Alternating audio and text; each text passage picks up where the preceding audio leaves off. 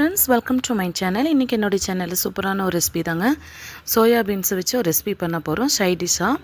இப்போ நான் கொஞ்சம் ஒரு 100 கிராம் எடுத்துருக்கிறேன். அதில் 2 டம்ளர் தண்ணியை ஊற்றி ஒரு 20 நிமிஷம் ஊற வச்சுட்டாங்க. நல்லா ஊறிச்சுன்னா பாருங்கள், கொஞ்சம் பெருசாக ஆகிடும். அது பாருங்கள், இந்த மாதிரி ஊறிடுச்சு. இப்போ இது ஒரு 3 தண்ணி விட்டு நல்லா கழுவிட்டு இது நல்லா புனிஞ்சு கழுவணுங்க. அப்படியே சும்மா வெறும் தண்ணியில் அலாசக்கூடாது. புனிஞ்சு விட்டு ஒரு 3 தண்ணியில் கழுவி எடுத்துகிட்டு வந்துட்டேங்க. தண்ணி ஃபுல்லாக புனிஞ்சு எடுத்துட்டேன்.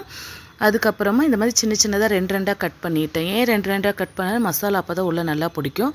இப்போ ஒரு கடாய் வச்சுட்டு அதில் கொஞ்சம் எண்ணெய் ஊற்றிட்டு கடுகு, வெங்காயம், கருவேப்பிலை போட்டுட்டு வதக்கி விட்டுருங்க. அதுக்கப்புறமா இதோட நான் ஒரு உருளைக்கிழங்கு சேர்த்திருக்கேன். இது ஆப்ஷன் தாங்க, உங்களுக்கு வேணும்னா சேர்த்திக்கிங்க, இல்லைன்னா ஸ்கிப் பண்ணிக்கலாம்.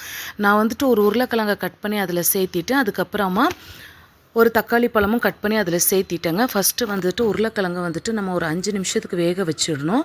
ஏன்னா சோயா பீன்ஸ் ஊற வச்சுருக்குறோம் நம்ம, அதனால அது ஸ்பாஞ்ச் மாதிரி தானே இருக்கும். அது சீக்கிரம் வெந்துடும், அது ஒன்றும் பிரச்சனை இல்லை. ஆனால் உருளைக்கிழங்கை நம்ம முன்னாடியே ஒரு 5 நிமிஷத்துக்கு முன்னாடியே நல்லா ஃப்ரை பண்ணிடணும். நான் இப்போ தக்காளியோடையும் வெங்காயோடையும் சேர்த்து எல்லாம் வதக்கியாச்சு. இப்போ கொஞ்சமாக அதுக்கு தேவையான அளவுக்கு உப்பு நான் சேர்த்திருக்கிறேன்.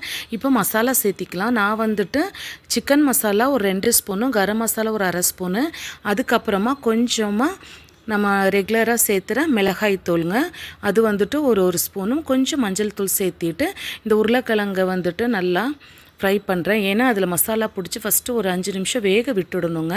உருளைக்கிழங்கு வேகிறதுக்கு எப்படி ஒரு 5 நிமிஷம் ஆகும். நான் தண்ணி ஊற்றி இப்போ நல்லா உருளைக்கிழங்கை நல்லா மிக்ஸ் பண்ணி விட்டுட்டு நல்லா கொதிக்க விட்டு வேக விட்டுட்டேங்க. இப்போ உருளைக்கிழங்கு நல்லா வெந்துருச்சு. கிட்டத்தட்ட ஒரு 70% உருளைக்கிழங்கு வெந்த கடைசியில் தான் நம்ம சோயாபீன் சேர்த்தணும். இப்போ சோயாபீன் சேர்த்திட்டு கொஞ்சமாக உப்பு அதுக்கான அளவுக்கு சேர்த்திருக்கிறேன். சேர்த்திட்டு திருப்பி நம்ம அதோட நல்லா மிக்ஸ் பண்ணி எடுத்துட்டு மூடி போட்டு ஒரு 3 நிமிஷம் வேக வச்சிடலாங்க. அப்போ தான் அது கரெக்டாக ஈக்குவலாக வேகும். இப்போ பாருங்கள், இன்னும் கொஞ்சம் தண்ணி இருக்குது பாருங்கள். இந்த தண்ணி ஃபுல்லாக ட்ரை ஆகிற அளவுக்கு நம்ம சிம்லேயே போட்டு வச்சு சூப்பராக வேக வச்சு எடுத்தாச்சுங்க. சோயா பீன்ஸ் நல்லா வெந்துருச்சு. லாஸ்ட்டாக நம்ம கொத்தமல்லி தலையை கட் பண்ணி அதில் மிக்ஸ் பண்ணோன்னா சூப்பரான சைடிஷ்ஷாக நம்ம சாம்பார் சாதம், ரசம் சாதம், அதுக்கப்புறமா பச்சை மிளகாலாம் போட்டு பருப்பு கடையிறங்களா, அதுக்கெலாம் பெஸ்ட்டு காம்பினேஷனாக இருக்கும் சோயா பீன்ஸ் பொரியல். இன்றைக்கி நான் மதியானம் லஞ்சுக்கு அதுதான் செஞ்சுருக்கேன். இந்த ரெசிபி பிடிச்சிருந்தா லைக் பண்ணுங்கள், ஷேர் பண்ணுங்கள், மறக்காம